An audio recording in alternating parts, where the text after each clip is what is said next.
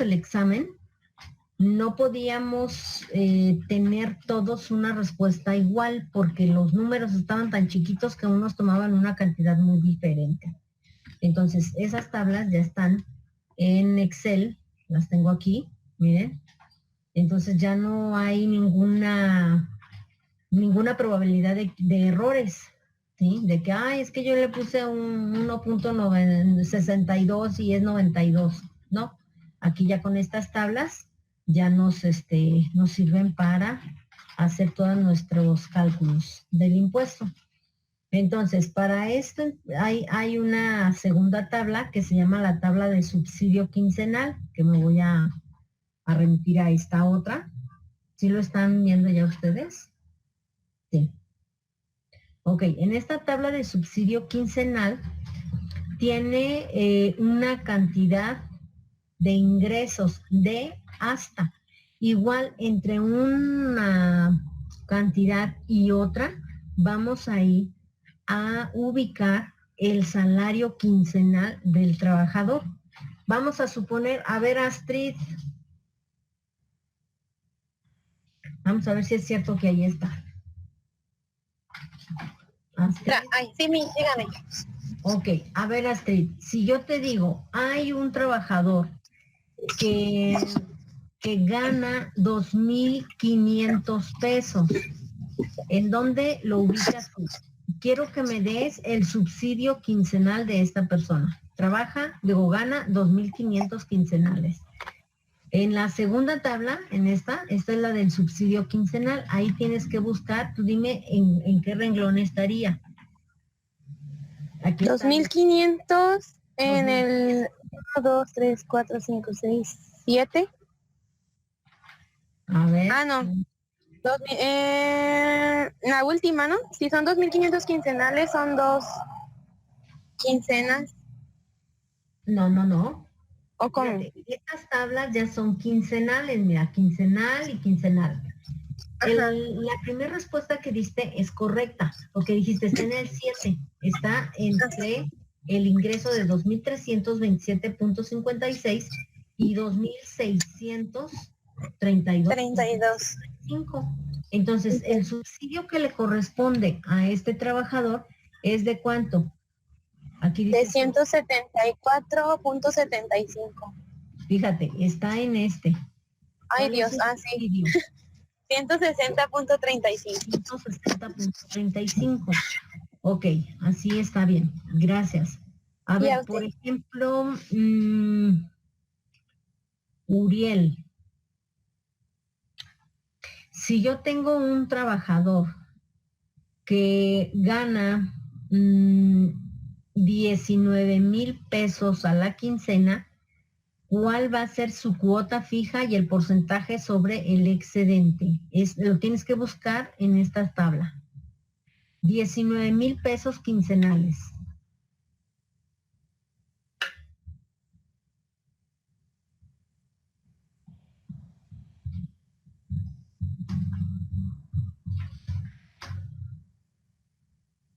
¿Sí estás ahí, Uriel? Sí, maestra, aquí estoy, perdón. 19. Sí, dígame. Si yo te digo, dame por favor la cuota fija y el porcentaje sobre el excedente, vas a utilizar esta primer tabla, cuando un trabajador gana 19,000 pesos quincenales.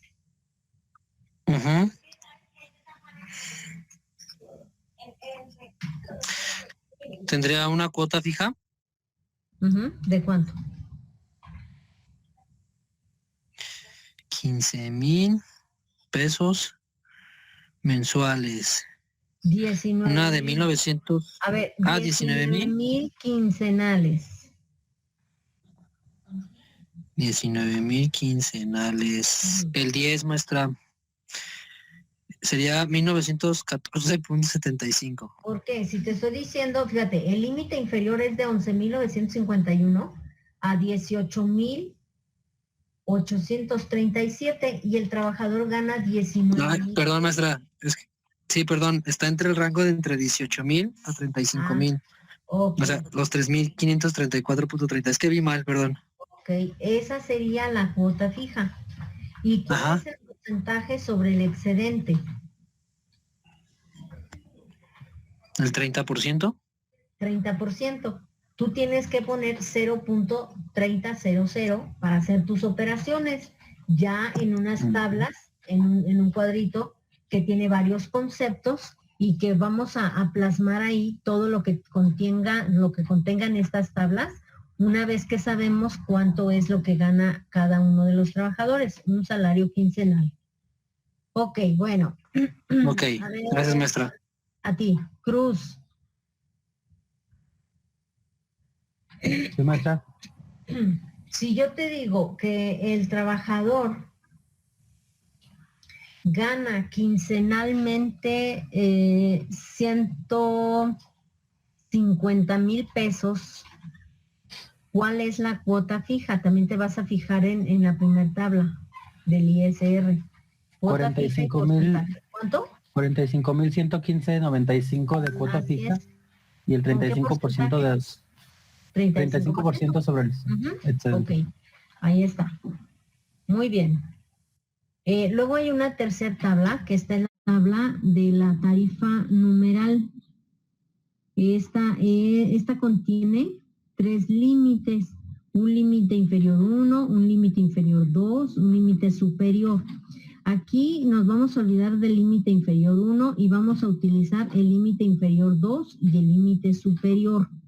Vamos a utilizar la cuota fija porque de acuerdo al rango donde se encuentre el salario del trabajador, pues la vamos a anotar, esta cuota fija. También hay un excedente de un límite inferior que lo vamos a utilizar también. Al igual, entre el límite inferior 2 y límite superior, vamos a localizar ese sueldo o salario y vamos a utilizar ese excedente. Luego hay un subsidio de empleo quincenal. Igualmente vamos a utilizar, de acuerdo a ambos límites, el rango donde aparezca ese salario, vamos a utilizar ese subsidio del empleo quincenal. Por ejemplo, Víctor, ¿cuál sería el subsidio del empleo quincenal de un trabajador que gana 4,000 pesos?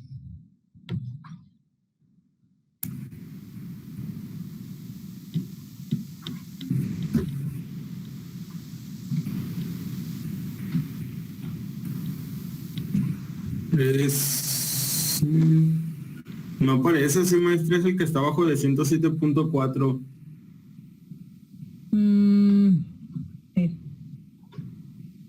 Si no aparece, si tiene son que guión medio, quiere decir que es 0.00, ¿verdad? Y entonces lo que tú debes de poner para poder hacer ese cálculo es 0.00. Cuando ustedes vean estos guiones medios, es 0. ¿Sí? Bueno, entonces ahí está. ¿En qué renglón lo ubicaste tú, Víctor? Si gana 4,000 pesos el trabajador. En el 16. En el 16, aquí está el límite inferior, es de 3,642.61 y el límite superior está en 4,257.90. Ahí está. ¿Qué cuota fija sería y qué porcentaje? Si me dices que es el 16, ¿la cuota fija es de cuánto? 142.20 y el porcentaje es de 10.88. 10.88%. Muy bien. Ok. Bueno. Entonces, lo que van a tomar como base de un cálculo sobre sueldos y salarios son los siguientes rubros. Vamos a utilizar en el primer renglón el ingreso por salario diario grabado, ingreso por salario grabado. Obviamente este es un ingreso quincenal. Mario Rocha gana 2,480. Luego le vamos a restar un límite inferior de la tarifa. Ese límite inferior de la tarifa, como aquí lo indica, lo vamos a obtener de la primera tabla. Si le tengo que restar esa cantidad de acuerdo al rango donde ubicamos 2.480, entonces ese límite inferior de la tarifa es de 2.422.81, pero se lo voy a restar. Aquí está. Y esto, lo que obtengo de esa resta, se llama excedente del límite inferior. A eso es igual. 2.480 menos 2.422.81 me da un excedente del límite inferior de 57.19. Obviamente, pues es positivo. Luego lo voy a multiplicar, ¿por qué? Por el porcentaje de la misma primer tabla. Ese porcentaje es la tasa de impuesto. Aquí es tasa con S, aquí se equivocaron. Tasa de impuesto con el porcentaje es de 10.88. Pero como yo lo tengo que multiplicar, yo no puedo multiplicar 10.88%, sino 0.1088. Al multiplicarlo por 57.19, esto me da un resultado de que se llama impuesto marginal, que es de 6.22. A ese impuesto marginal, obviamente, también hay una cuota fija. Esa cuota fija la sacamos de la primer tabla. En esa cuota fija, de acuerdo a este ingreso por salario gravado quincenal, también vamos a obtener esa cantidad que la tenemos ahí en la primera tabla. Entonces, para este sueldo quincenal es la cuota fija de 142.20 y nos dice nuestra tablita del cálculo que la vamos a sumar. Entonces, al sumar 142.20 más 6.22, que es el impuesto marginal, me da el impuesto determinado, es igual a eso, y es de 148.000.42. A ese impuesto determinado le vamos a restar un subsidio de cuota fija. Ese subsidio de cuota fija solamente lo vamos a encontrar en la tabla número 2. ¿Se acuerdan que dice ingresos de hasta y luego tiene el subsidio? Entonces, es la única tablita que va a servir solamente para obtener esta cantidad. Y la vamos a restar, ¿a qué? Pues al impuesto determinado. Luego hay otra resta que tenemos que hacer de un subsidio marginal. Ese subsidio marginal y ese crédito al salario lo vamos a obtener de la tercera tabla. Aquí se los indico, miren, el subsidio marginal y crédito al salario, tercera tabla. Únicamente el subsidio de cuota fija en la segunda tabla.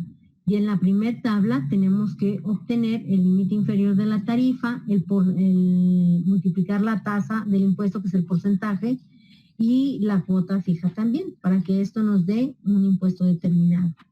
Entonces aquí ese subsidio marginal y ese crédito al salario lo vamos a obtener de esa tercera tabla.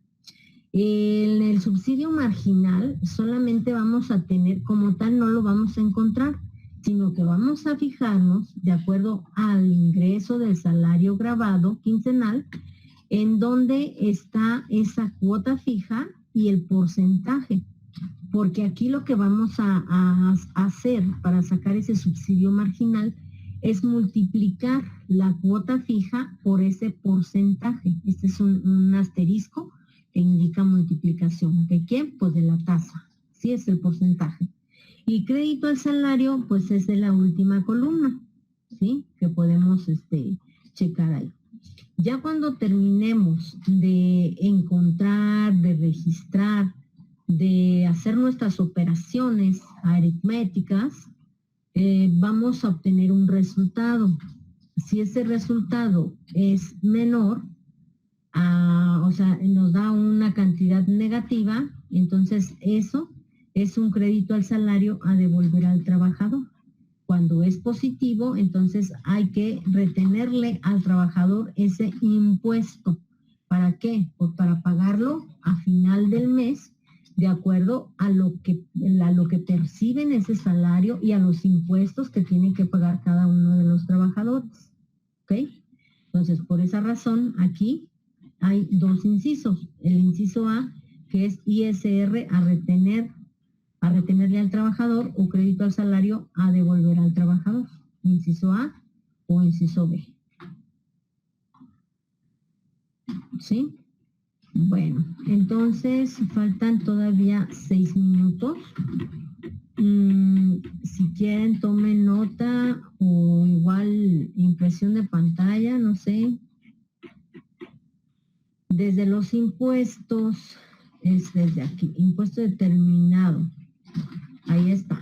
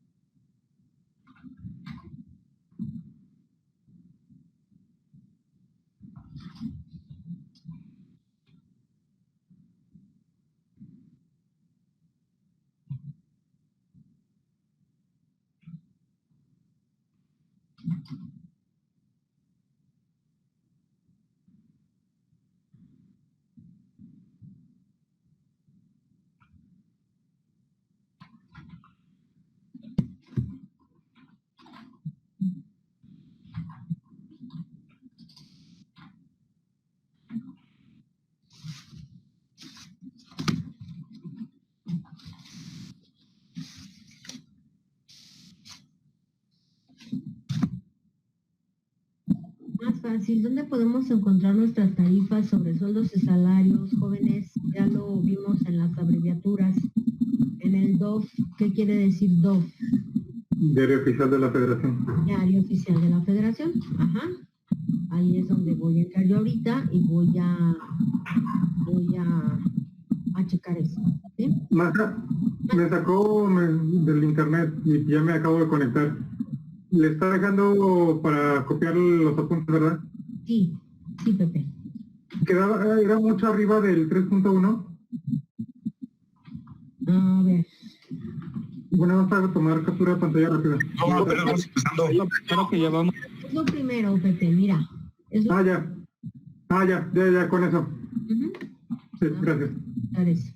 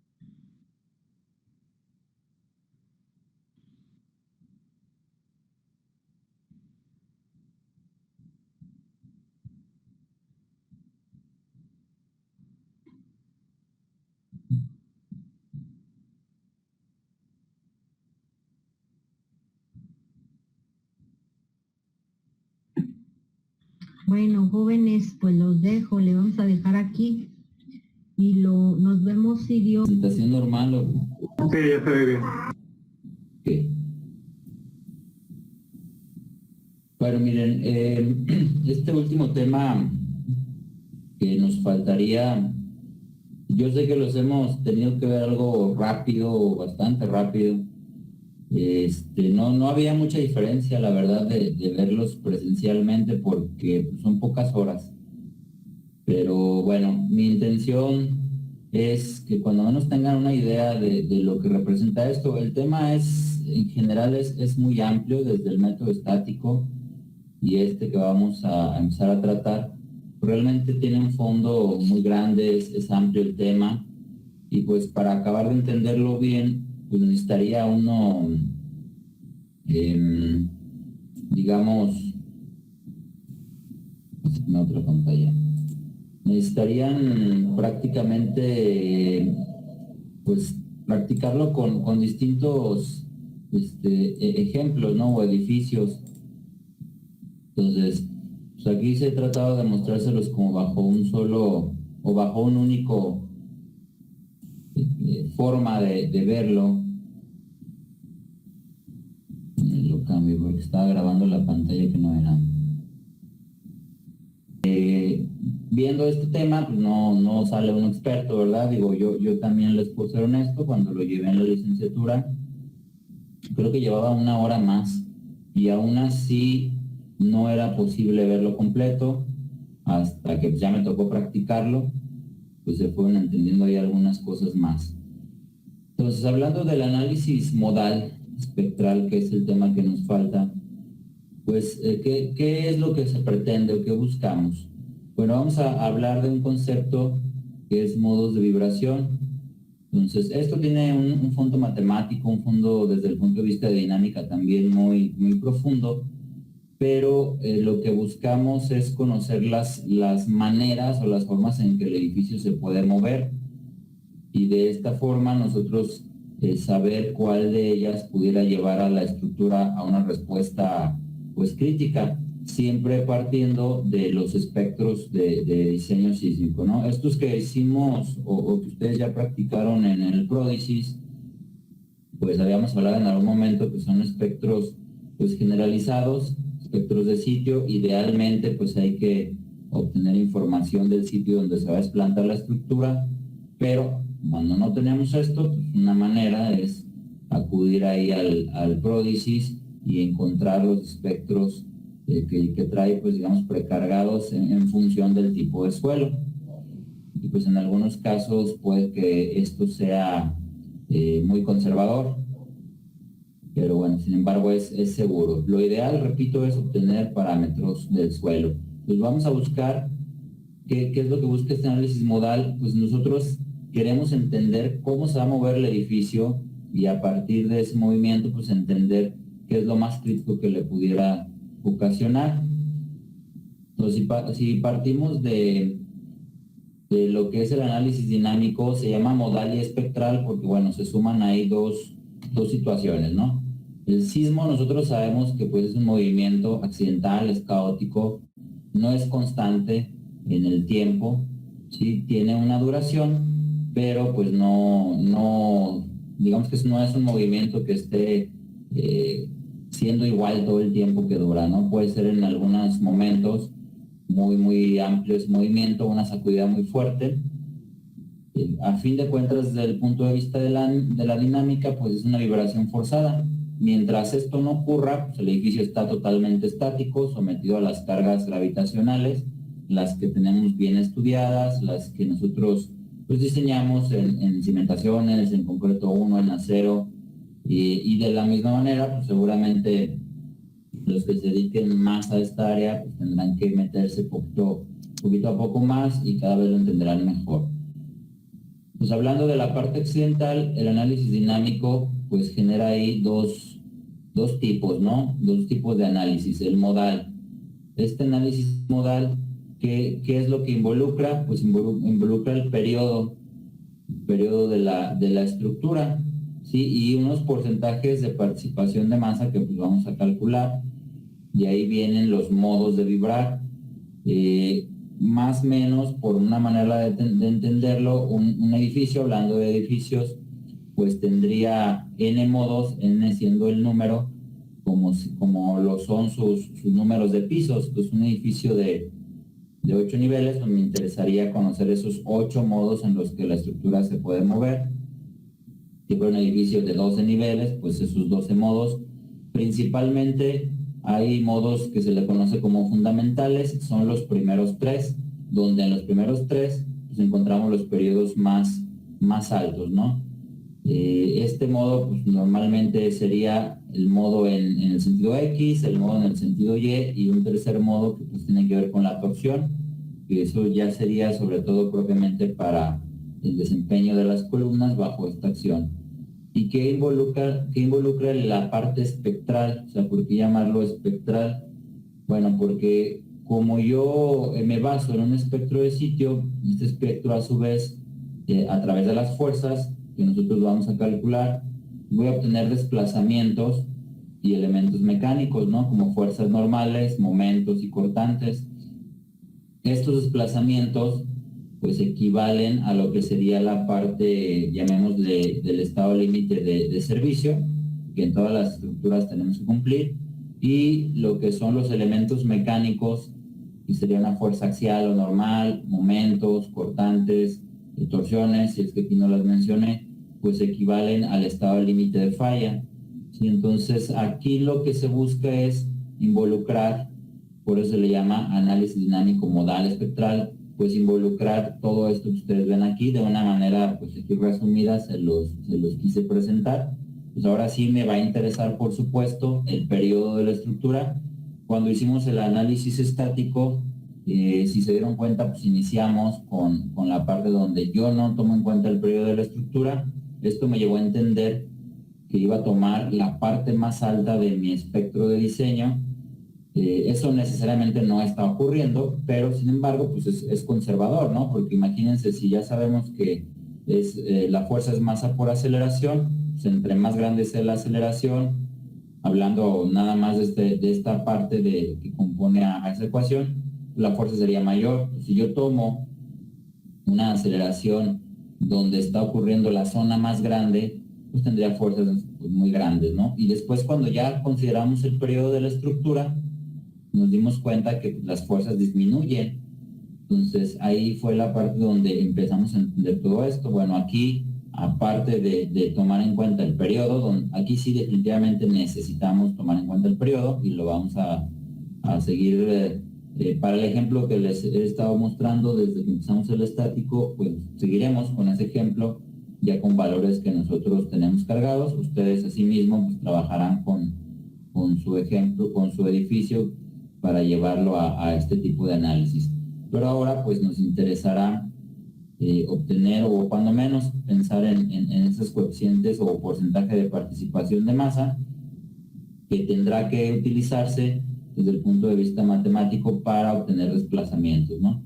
O sea, lo podemos partir desde aquí y llegar a los desplazamientos. Es lo que vamos a obtener nosotros aquí. Aparte de las fuerzas, pues también por ahí hablaremos de desplazamientos.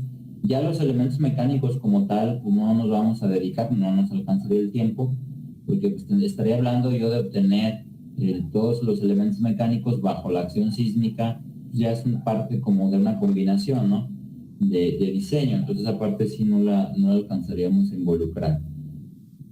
Entonces, si el análisis modal tiene que ver con esa forma de conocer la vibración libre de la estructura, pues aquí va a interactuar la masa y la rigidez. ¿Sí? La masa induce el movimiento. ¿De dónde la obtenemos? De las cargas, en nuestro caso, cargas muertas, cargas vivas. Recordando aquí que al estar hablando de acciones accidentales, la carga viva que utilizamos es la carga viva que viene en la norma como WA, ¿sí? Lo que era una carga instantánea o una acción instantánea, a veces le llamábamos accidental, pero bueno, se refiere a esa parte, no la máxima de las cargas vivas, ojo con eso, que podemos cometer ese error cuando hagamos esta combinación y pues no se trata de eso. Y también pues, estamos involucrando, hablamos de la rigidez. ¿Qué es lo que pasa con la rigidez? Pues esta es la que trata de oponerse, ¿no?, a la deformación lateral. Ya cuando estamos hablando de este tipo de conceptos, cuando ustedes empezaban la carrera y afortunadamente pues, se van a acabar, en las primeras materias de análisis, si recuerdan, pues hablaron de marcos, ¿no? Hay unos marquitos muy sencillos, a lo mejor con Cross, con Cani, y de repente pues eran meterle cargas gravitacionales, y se empezó a conocer un poquito de las cargas muertas, las cargas vivas, cómo llegar a los valores, cómo estimarlos. Luego, pues a lo mejor en las materias de diseño, normalmente se habló de lo que fue las cargas de gravedad o gravitacionales, cargas muertas, cargas vivas, y seguramente por ahí se les comentó en la parte de las deformaciones, sobre todo las verticales, que pues había un límite, ¿no? Había un límite donde decíamos L entre 240, L entre 480, y aquí hablando desde el tema accidental, pues también tenemos un límite de deformación. Entonces aquí es donde todo lo que ya ustedes conocen y aprendieron, hay que sumarle todo esto. O sea, hay que hacer interactuar también esta parte accidental, porque pues imagínense, ustedes generan un edificio resistente ante cargas gravitacionales, carga muerta, carga viva, y luego hacen una revisión o no sé, usan un modelo matemático. Hablemos del programa que hemos trabajado aquí en la carrera, del SAP, modelamos el edificio, coloco las fuerzas sísmicas y pues ya sabemos que esto se va a deformar lateralmente, ¿no? Por el efecto de la fuerza sísmica. Pues aquí tengo que cuidar no rebasar ciertos valores límite también que existen para la deformación lateral. Puede ser que la columna, puede ser que la trave resista flexión, cortante, torsión, las deformaciones por las cargas muertas y vivas, pero puede ser que esta parte no se cumpla. Entonces ahí es donde otra vez tengo que volver a replantear lo que estoy pensando. Este concepto es el concepto de la estructura como tal. ¿Qué haría yo para evitar que la estructura se deforme menos? Si yo tengo un sistema de marcos, que normalmente es lo que hemos trabajado en la carrera, marcos simples, columnas, traves, y yo necesito que sea más rígido, pues no voy a pensar en hacer más grande la trave, ¿no? O sea, si lo que está deformando lateralmente, la trave no me sirve de nada que yo la haga más grande como tal. Pero lo que tendría que pensar es decir, bueno, si no quiero meter contraventeos, necesito columnas más grandes. ¿Para qué? Para que tengan más inercia, para que sean más rígidas y se opongan a la deformación. Ahora, esto quiere decir que tengo que volver a revisar, y por ahí recuerdan, teníamos el espectro, y ya el espectro, digamos que transparente o el que no está reducido, pues andaba más o menos así. Y cuando nosotros ya lo dividimos por el coeficiente, por la ductilidad, por lo que es la redundancia, por lo que es la sobreresistencia, voy a buscar otro color, pues llegamos a algo así, donde era un piquito y se baja, ¿no? Pues yo tenía inicialmente unas columnas con cierto tamaño, y eso pues me está haciendo, si en este sentido es el periodo y aquí es la pseudoaceleración o la aceleración, yo tenía un periodo de la estructura, que a lo mejor el periodo de la estructura pues resulta que anda por aquí, ¿no? Anda por aquí yo saqué una aceleración y de aquí obtuve fuerzas. Pero el hecho de que se deforme más me obliga quizás o seguramente a que yo haga el edificio más rígido. Y si mi edificio es de marcos nada más, que son columnas y traves, pues lo que tendría que hacer más grande es la columna. Entonces, ¿qué pasa con el edificio cuando es más rígido? Si recuerdan el video de los ingenieros estos que invitamos en una clase, invitados de YouTube, ¿verdad? Cuando nosotros teníamos estructuras flexibles, pues sus periodos eran más largos, y estructuras más rígidas, sus periodos son más cortos. Entonces no nada más se trataría de, pues está fácil, está deformando un buen, hago las columnas grandes y ya la hice, ¿no? Resulta que si yo hago las columnas más grandes, pues pudiera ser, me pierdo el puntito, que yo haga la estructura con periodo más corto, porque es más rígida, de aquí a aquí. Ahora mi periodo se hizo más cortito y ya la parte de la pseudoaceleración subió, entonces mi fuerza sísmica ya va a ser mayor. Pues ahora a lo mejor sí la libro en deformación, ¿verdad? A lo mejor ya en mi edificio, si yo veo un marco plano, bueno, ahí imagínense que es un marco muy derechito y que ya se deformó exageradamente, voy a hacer así, que ahora sí cumplo, ¿no? Que ya con mis columnas más grandes cumplo, pero pues lo hice más rígido, entonces la fuerza aumentó. O sea, a lo mejor ahora puede ser que mi bronca sea que uno de los momentos flexionantes ocasionados por la fuerza accidental, pues me haga que la columna ya no cumpla a nivel del estado límite de falla. Pues aquí es una revisión, pues hay que estar haciendo la de ida y vuelta, o sea, no queda la primera, hay que estar conociendo bien el concepto. Se basa en la estructuración. Lo que comúnmente se hace, pues es que se hace un sistema, cuando no hablamos de marcos rígidos, lo ideal es tener un sistema que esté hecho para resistir cargas gravitacionales, lo que sería, pues sí, la columna, la trave, y aparte, pues, generar un sistema que serían los contraventeos para que estos se encarguen de oponerse a la deformación lateral, ¿no? Para ganarle rigidez, pero con los marcos, entonces, con los contraventeos, perdón. Entonces, aquí es una ida y vuelta que, repito, no es sencilla, o sea, no es lineal esto, hay que depende mucho del proyecto. Entonces, a lo que voy yo es que si yo quiero hacer más rígido un edificio, pues también no hay que perder de vista lo que está pasando en lo que sería el espectro, y al hacerlo más rígido, son periodos cortitos, me voy a acercar quizás a la aceleración más grande, que no me conviene, porque si yo hago coincidir el periodo de la estructura con el periodo del suelo, pues luego provoco el fenómeno de resonancia, y eso pues, me va a tumbar el edificio, ¿no? Si todo ocurriera tal cual las hipótesis lo dicen. Entonces, aquí a lo que voy es que, bueno, aquí lo puse muy simple. Rigidez se opone a la deformación, y a lo mejor ustedes dirían, bueno, quiero un edificio más rígido, columnas más grandes. Bueno, no hay que perder de vista esto. No nada más el hecho de hacerlo rígido para combatir la deformación o para minimizarla, pues ahí termina todo, ¿no? Tengo que volver a revisar a ver si no generé otras situaciones. Y bueno, hablando de las formas de vibrar de la estructura,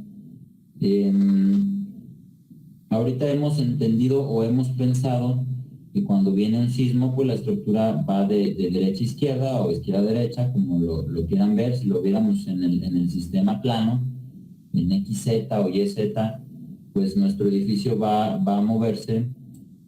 Otra vez voy a partir de un marco plano.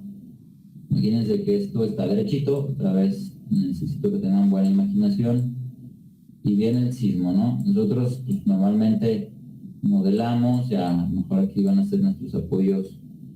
Decidimos que empotrado es lo que más se parece a lo real. Es otro rollo la parte de los apoyos, porque pues cambia mucho como yo los considere a como a lo mejor trabajan. Y si recuerdan, nosotros dijimos que esto yo lo podría llevar a un modelo todavía más simple, donde yo decía, bueno, pues considero que en cada nivel hay una masa, aquí habría una masa y aquí habría una masa. Entonces, ¿qué está pasando? Pues estoy aplicando fuerza sísmica. Y esto me llevaría a pensar que solo se mueve hacia un solo lado, ¿no?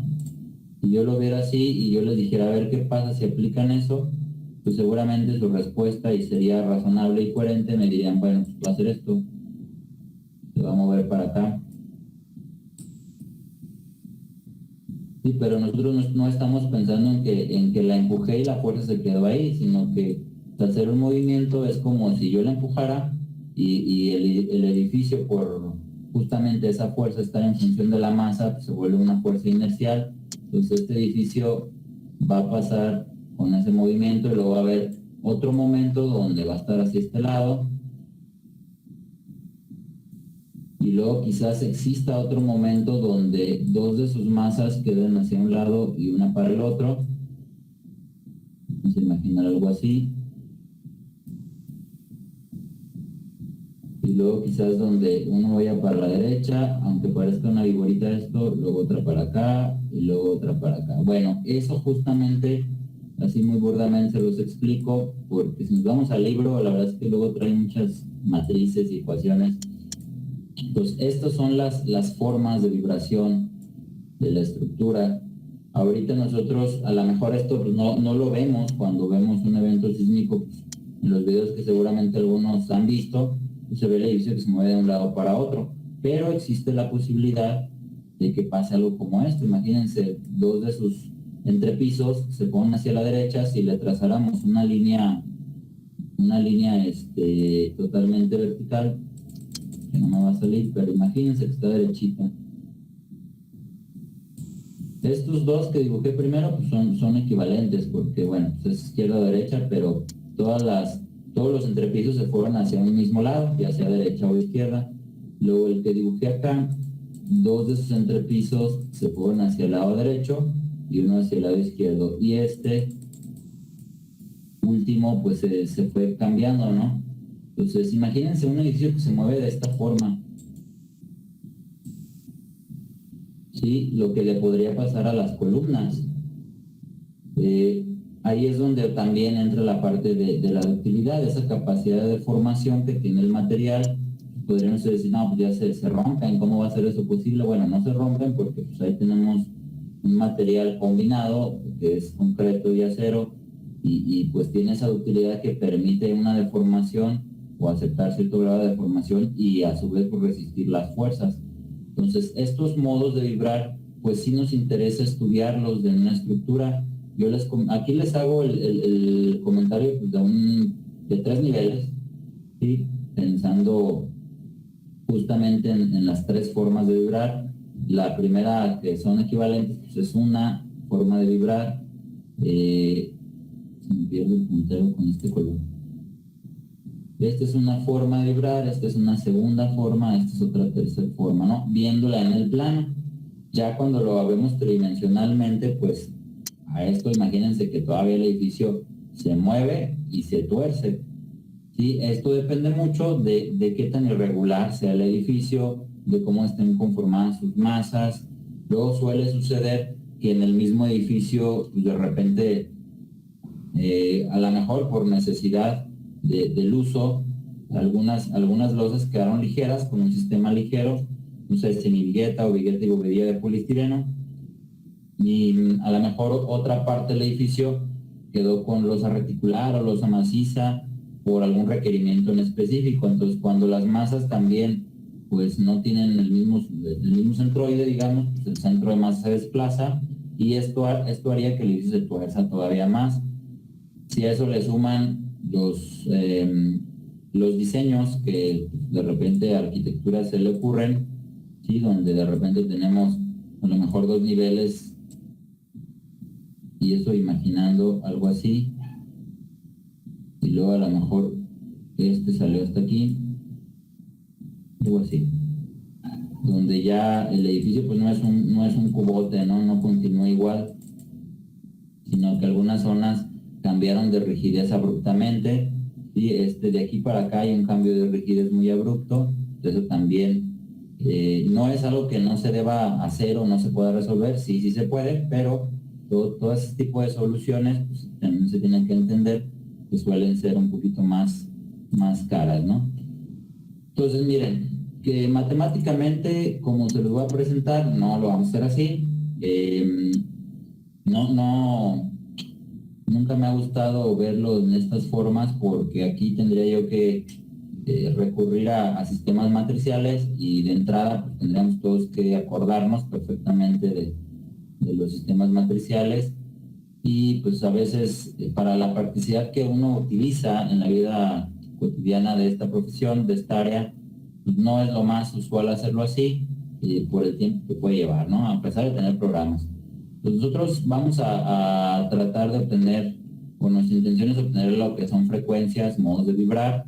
Frecuencias, recuerden que es el inverso del periodo. Vamos a obtener desplazamientos y vamos a calcular fuerzas sísmicas. Y bueno, a través de una ecuación que existe, donde es la sumatoria de la raíz de la suma de los cuadrados, o sea, es una componente en X y Y que se eleva al cuadrado, se le saca raíz como para representar una respuesta de lo que le está sucediendo al edificio, pues obtendríamos esa respuesta modal que nos interesa, ¿no? Para conocer lo que les dibujé acá, más o menos, para conocer qué está pasando con este fenómeno, pero bueno, aquí ya desde el punto de vista, pues, matemático. Vamos a tratar, y lo voy a hacer así, del edificio que ya tenemos, que les he presentado, pues algunas tablitas, vamos a repetir algunos datos, vamos a utilizar por ahí el SAP otra vez, en uno de sus modelos más simplistas. Vamos a hacer un modelo muy simplista parecido prácticamente a este modelo unifilar y vamos a ver qué respuesta nos da. Y también existe por ahí otro programita que pues, lo podemos utilizar meramente como para chequeo, ya veremos si lo utilizamos o no. Es un programita libre que es de una tesis, entonces si lo usamos ya se los comparto. Y bueno, parte del interés, ¿sí? Que es el método dinámico, es evaluar dos cosas. Yo puedo en un edificio, y debo, esto es recomendable, partir del método estático. Debo obtener las fuerzas con el método estático, tomando en cuenta el periodo, porque sé que pues, serían las que me van a dar menos fuerza y que además pues estoy haciendo participar la configuración del edificio, de la estructura. El método dinámico no siempre lo puedo utilizar o no siempre lo debo aplicar. ¿Por qué? Porque realmente el método dinámico pues, lo que va a hacer es darme fuerzas menores, ¿sí? Y al darme fuerzas menores, pues no estoy dentro como de la seguridad necesaria. Entonces, hay una revisión que se realiza, o que todavía al menos el manual de la CFE sí lo presenta, donde te dice, bueno, calcula tus fuerzas sísmicas con el método estático, tomando en cuenta el periodo, calcula tus fuerzas sísmicas con el método dinámico, y tienes que evaluar que tus fuerzas calculadas con el método dinámico no estén más abajo que el 80% del estático. Y eso lo que te garantiza es que apliques pues mayores fuerzas, pues calculamos con el estático y digamos que nos dan 100, una fuerza de 100 toneladas, ahorita hablando con cualquier número. Y calculo con el método dinámico modal, yo esperaría que me dé un valor menor y así será por la configuración de las ecuaciones, me va a dar un valor menor, pero imagínense que nos da 60. Entonces yo digo, con el estático me dio 100 toneladas de fuerza cortante basal, por ejemplo, y con el dinámico me dio 60. Pues me quedo con el de 60 porque me va a salir más barato. No, pues eso sería inseguro, porque todas estas hipótesis matemáticas y ecuaciones que planteamos y que utilizamos aquí, pues sí, se basan en ciertos comportamientos que no podríamos garantizar que son exactos y que buscamos que sean lo más parecidos. Pues a lo más que puedo decir es, bueno, calculé 100 toneladas con el cortante, me dio 100 toneladas el cortante basal y a lo mejor me dio 80 el dinámico, pues entonces sí puedo aplicar el dinámico. O sea, no puedo bajar de ese 80%. Eso es algo que todavía pide el manual de la CFE. Entonces, pues se supone que se va a actualizar, todavía no sabría decirles como para cuándo, pero en la norma de sismo, no recuerdo haber leído si todavía está este parámetro en la de la Ciudad de México. Creo que ahí sí te obligan necesariamente no sé si este valor lo cambiaron, la verdad, necesitaría revisarlo.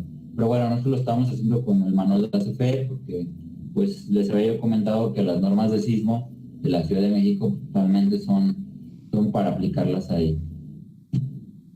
Y bueno, pues ahí era lo que les comentaba, ¿no? En ningún momento será menor. ¿Qué se debe de revisar o también como parte de? Pues hablando de los momentos torsionantes, estos se pueden despreciar, ¿sí? Y hablando de un análisis estático, si ustedes recuerdan en el estático, pues ni siquiera hablamos de las torsiones. Hay una torsión accidental que sí maneja el reglamento para las columnas, que debemos aplicar para revisar las columnas. Entonces aquí pues se habla de más o menos un 0,5 BN, que sería el lado que tú estés revisando o la longitud que tú estés revisando. También revisar el momento de volteo. Aquí lo podemos tratar como con el método estático, pero solo se admite en reducción de momentos para efectos sobre cimentación. Y también este es muy relevante. Imagínense, les puedo dar la analogía en algo a lo mejor simple. Imagínense que les piden un cubo de escaleras. Un cubo de escaleras muy chiquitito para subir 3 niveles, un cubito pequeñito, y le dicen, oye, pues para no gastar, voy a poner sobre una losita. Esa losita prácticamente va a estar sobre el terreno y pues nada más acá abajo compactamos, ¿no? Compactamos o metemos tepetate para la capacidad de carga. No hay bronca, lo podemos hacer. Pero resulta que pues cuando yo reviso eso, pues, va a haber fuerzas sísmicas. Entonces este ejemplo no tiene nada de anclaje. Entonces ustedes saben que el momento es fuerza por distancia, que hay una fuerza, que hay una fuerza, que hay una fuerza. Si yo saco estas distancias con respecto a lo mejor al centroide de esta losita, pues mi momento de volteo sería la suma de las fuerzas por las distancias, y por cuestiones de equilibrio tengo que lograr que el peso en este caso del cubo de escaleras, si esto fuera un cubo de escaleras junto con este elemento, pues sea tal que me permita equilibrar. Digamos que este generaría un momento así, equilibrante, y este pues generaría un momento en este sentido. Entonces tengo que buscar que este momento sea cuando menos 1.5 veces más grande, ¿sí? que el que me está volteando el edificio. Entonces esto lo que trata pues de que no se nos olvide el anclaje, porque pues es como tener tal cual algo superpuesto ahí por encimita y llega alguien y lo mueve, ¿no? Pues se va a caer, se va a voltear. Entonces esta revisión pues también es importante.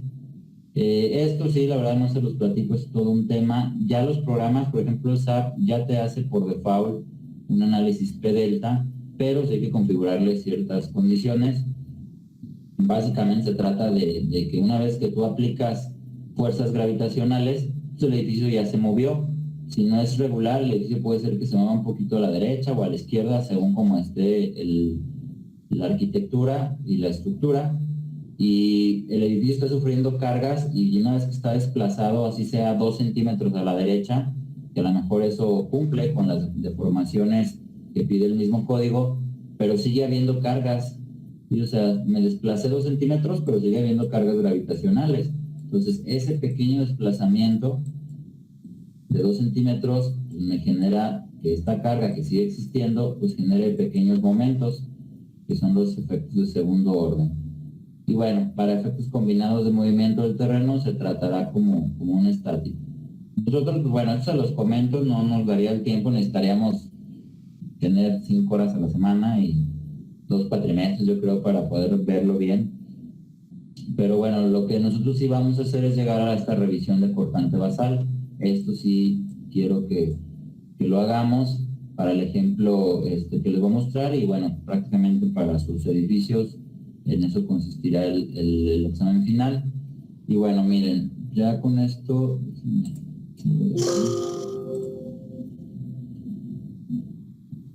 había otra cosita.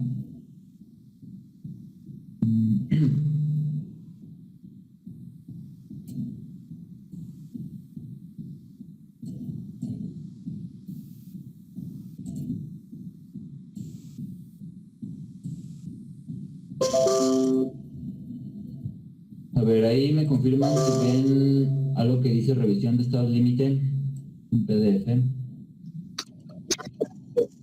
Ok, bueno, este no lo traigo así como en PowerPoint para rayar, pero bueno, nada más de esto, les estuve hablando de desplazamientos.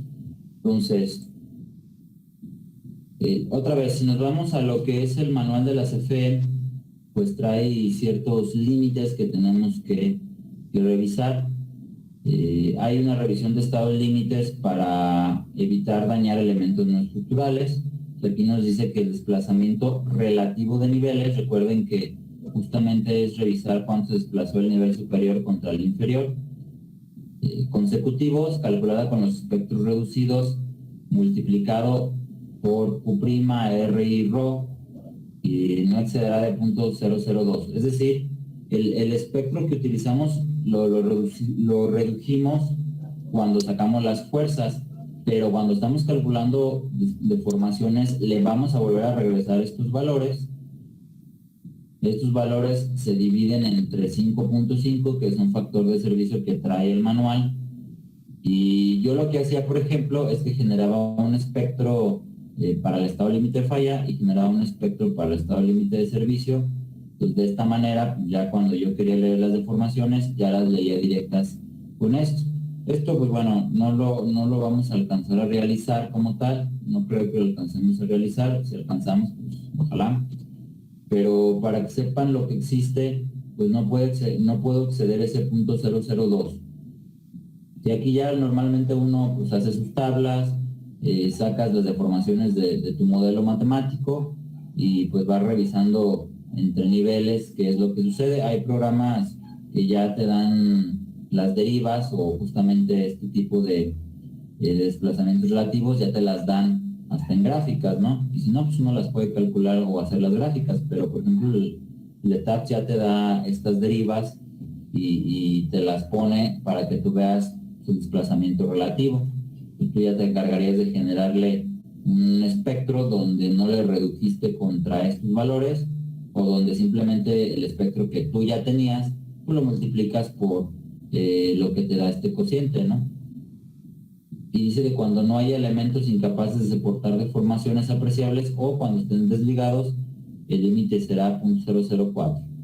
Y Q' y R, que es sobre resistencia, se calcularán para el periodo fundamental de la estructura, y que sería el periodo más grande o el modo de vibrar más grande que vamos a tener. Entonces, hay otro que es contracolapso. O sea, tenemos entonces el que es de servicio y uno que es contracolapso.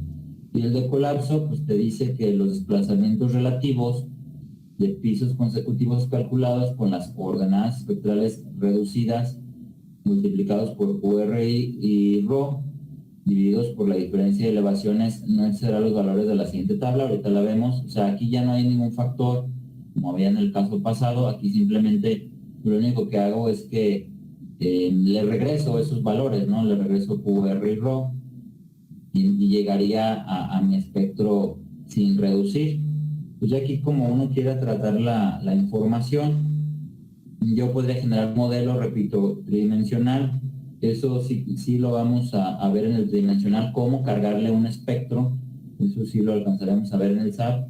O sea, le vamos a cargar el espectro que salgamos del Prodicis, y una vez que ustedes sepan cómo cargar ese espectro, pues ya después manejarlo para una u otra cosa, pues será lo de menos, ¿no? Entonces, bueno, ya para terminar casi, estas son las distorsiones límite. Entonces, repito, esto tiene que ver con el manual de la CFE. Si ustedes se van a lo que maneja las normas técnicas, pues en el de sismo trae sus propios valores y ahí te marca como ductilidad baja, media y alta. De hecho, ahí nada más trae 4, 3 y 2. Este trae hasta 1.25, pero bueno, aquí lo que me interesaría es, si yo utilizo un Q igual a 2, por ejemplo, marcos con losas planas, si fuera el caso, sin muros o contravientos, sería con una ductilidad de 2, y esta es mi distorsión. Entonces, si ustedes se fijan, la distorsión es más grande cuando yo tengo pues ductilidad más alta, ¿no? O sea, esa capacidad de deformación, yo le permito al edificio que se deforme más, pero entenderé que va a haber más daño. Entonces eso también es importante. ¿Qué pasaría si se distorsiona más que es un poquito más flexible. ¿Qué le gano con eso? Pues que los elementos sean más pequeños y a lo mejor ahí le ganaría en lo económico, pero cuando llegue el sismo va a ser un edificio que se va a dañar mucho más. Ahorita está la filosofía, bueno, está a punto de cambiar ya casi aquí en México la filosofía de diseño sísmico. Ahorita era pensar qué tanto quiero o permito que se dañe el edificio. Esa era la filosofía. De que va a recibir es daño, va a recibir daño. No colapso, daño. Daño es que se deforme, que haya grietas, que a lo mejor se cayeron plafones, que a lo mejor se desligaron muros no estructurales, pero el edificio no se cayó. O sea, eso es lo que se busca, o al menos todavía como parte de nuestra filosofía. Entonces, ¿qué tanto quería yo que se deformara o que se dañara? Pues dependía de esa ductilidad, al grado de ductilidad. Ya esto, hay un diplomado de sismo que algunos compañeros están tomando y pues por lo que me platican, ya este concepto va a cambiar. Si es así, pues ya les tocará y nos tocará, porque tendremos que enseñarlo diferente desde licenciatura. El concepto ya no sería qué tanto daño debo permitir, sino más bien cómo logro que ese edificio, una vez que venga el sismo, pues realmente quede funcional para seguir ya sea resguardando, o cuáles me conviene que sí queden funcionales, o cuánto me sale que no quede funcional. Imagínense un edificio de departamentos, viene un sismo y pues ese edificio ya quedó inútil, ¿no? O sea, cumplió su función, no se cayó. Se deformó, hubo grietas, pero es un riesgo que se vuelva a ocupar, pues ya no se puede ocupar. Pero pues, ¿qué pasa con toda la gente que vivía ahí, en esos departamentos? ¿Dónde van a estar? ¿Qué van a hacer? ¿Dónde van a vivir por mientras? Entonces ahora la idea es como buscar esa parte de decir, bueno, ciertos edificios no puedo permitir eso porque sale muy caro, muy caro, entonces ¿qué tengo que hacer? Entonces va a cambiar un poquito la filosofía, no sé cuándo, pero por ahí va. Y bueno, aquí sigue la tabla. Miren, hay hasta muros de mampostería también. Vean la distorsión. Bueno, un muro de mampostería o un edificio de departamentos de mampostería, pues, realmente su distorsión no es mucha la permitida, porque son materiales duros, no soportan tensiones y pues, luego se agrietarían. Pues ya la próxima clase, que ya le echemos un poquito de número, es continuación, repito, de lo que estamos haciendo con el edificio que les estoy mostrando, pero ya sería el método modal espectral. Entonces, esta información se las voy a compartir, son estas 6 láminas y esta presentación de uno quiera para continuar con el edificio, pero bueno, se los comparto. Y por ahora le vamos a dejar